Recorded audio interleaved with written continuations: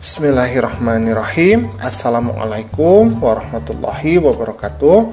Pada kesempatan kali ini kita akan belajar di kelas 7 babnya yang ke-12 ya, yaitu materi Al-Khulafaur Rasyidin, penerus perjuangan Nabi Muhammad SAW. Adapun submateri yang akan kita bahas adalah Abu Bakar As-Siddiq.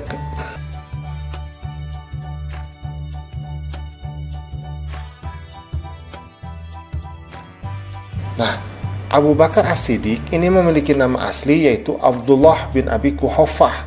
Beliau berasal dari Bani Taim dan beliau dilahirkan pada tahun 573 Masehi. Jadi Abu Bakar ini diberi gelar oleh Rasulullah As-Siddiq, artinya orang yang membenarkan, karena beliau adalah orang yang pertama mempercayai dengan adanya peristiwa Isra Mi'raj. Nah, apa saja sih keutamaan dari Abu Bakar As-Siddiq? Yang pertama adalah beliau termasuk as-sabiqun al-awwalun. Di as-sabiqun al-awwalun ini adalah orang-orang yang pertama masuk Islam.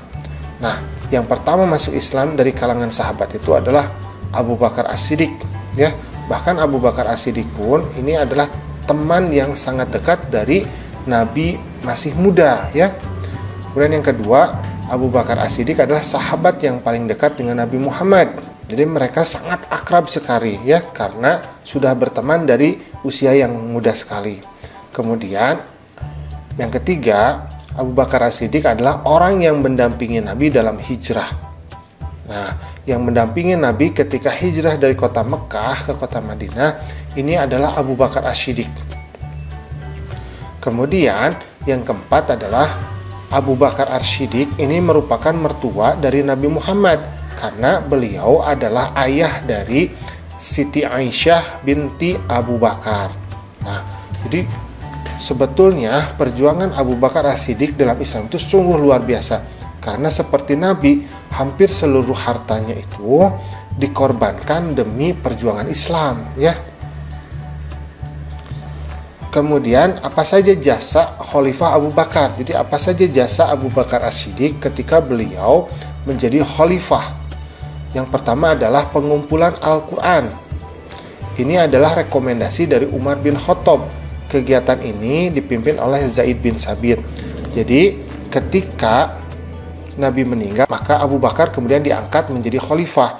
Ternyata banyak orang yang menjadi murtad setelah kematian Nabi, maka Abu Bakar ini memerangi mereka, dan dalam peperangan tersebut hampir 70 orang para penghafal Al-Quran ini meninggal, sehingga Umar bin Khattab itu takut kalau Al-Quran itu bisa sampai hilang.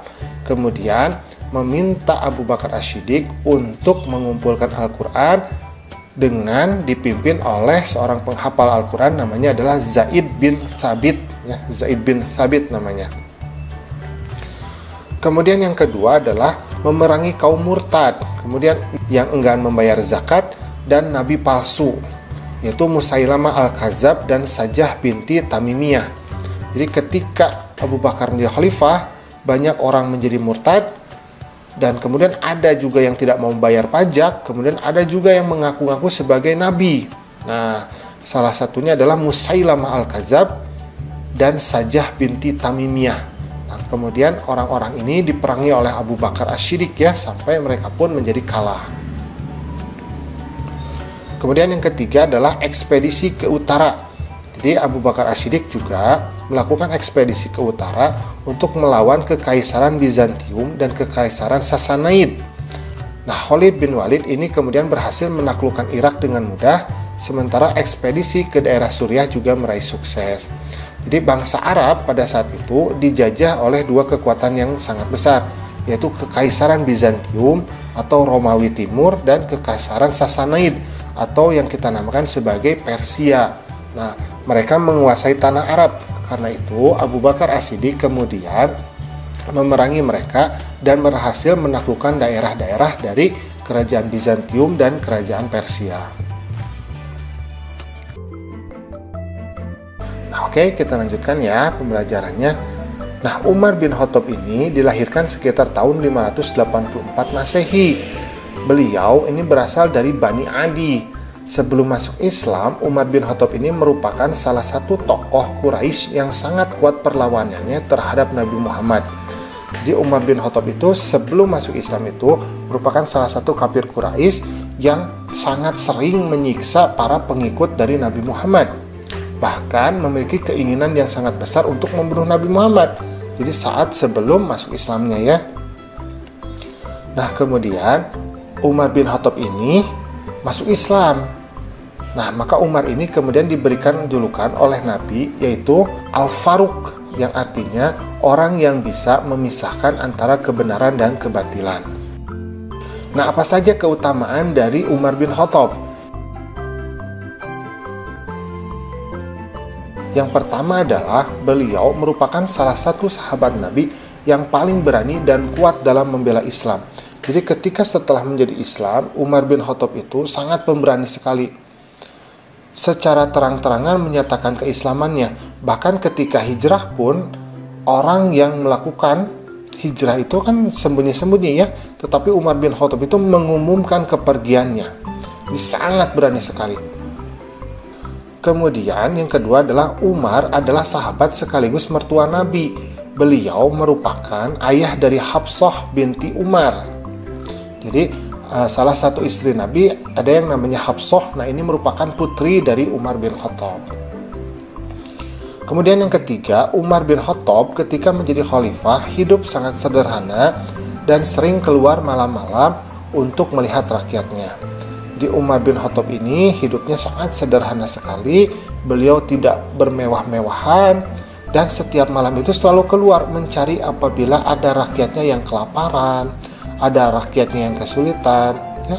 Jadi sangat luar biasa sekali memperhatikan keadaan dari rakyatnya. Nah, apa saja jasa Khalifah Umar bin Khattab ketika menjadi khalifah?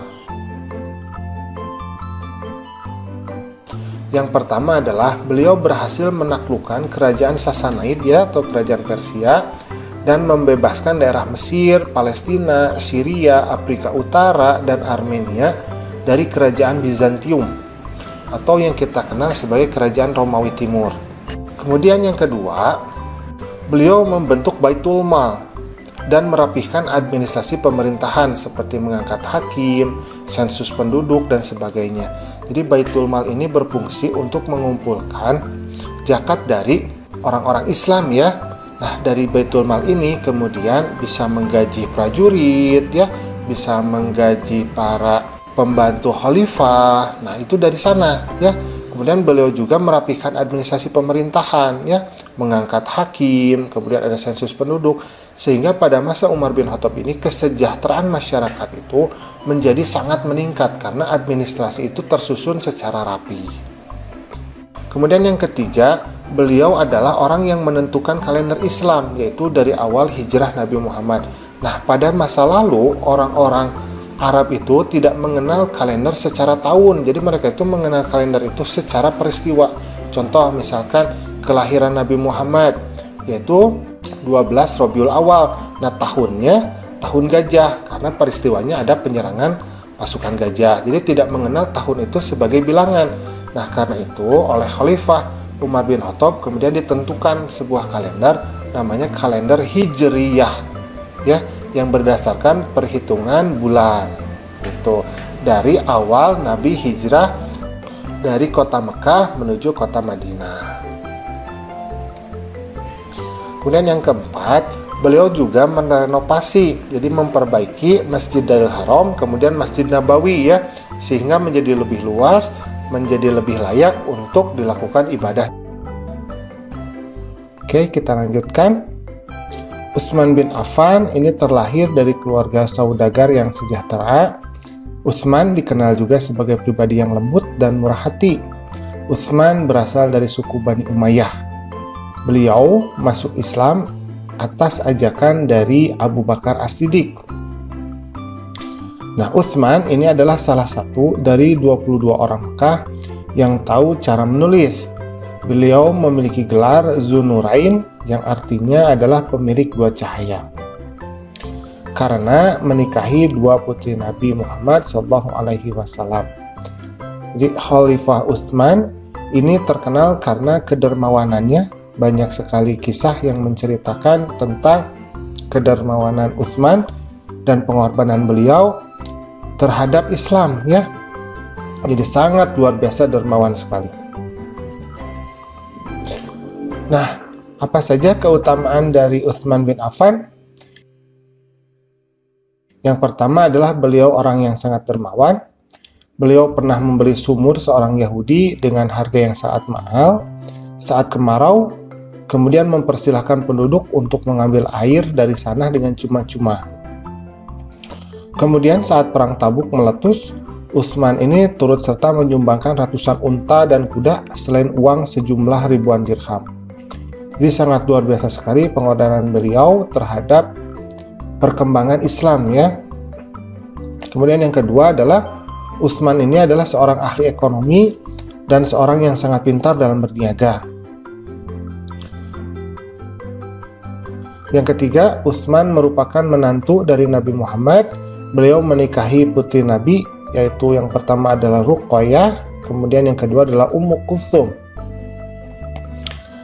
Nah, kemudian apa saja jasa Khalifah Utsman bin Affan?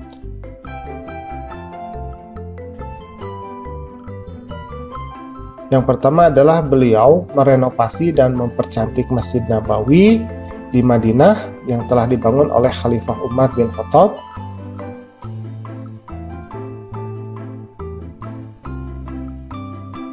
Kemudian yang kedua, beliau membuat mushaf yang standar untuk menghindari perselisihan pembacaan Al-Quran.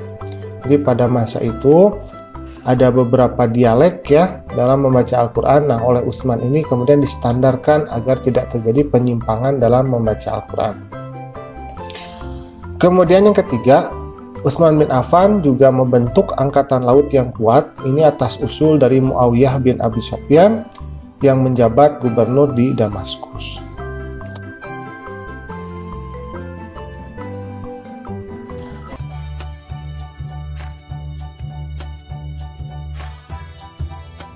Ali bin Abi Thalib ini mempunyai nama asli yaitu Haidar. Haidar itu artinya singa ya kalau dalam bahasa Arab. Bin Abu Thalib. Beliau adalah seorang pemeluk Islam pertama. Jadi termasuk kepada as-sabiqun al-awwalun ya, dan juga merupakan keluarga dari Nabi Muhammad karena beliau itu adalah sepupu dari Nabi Muhammad. Nah, apa saja gelar yang melekat pada Ali bin Abi Thalib ya?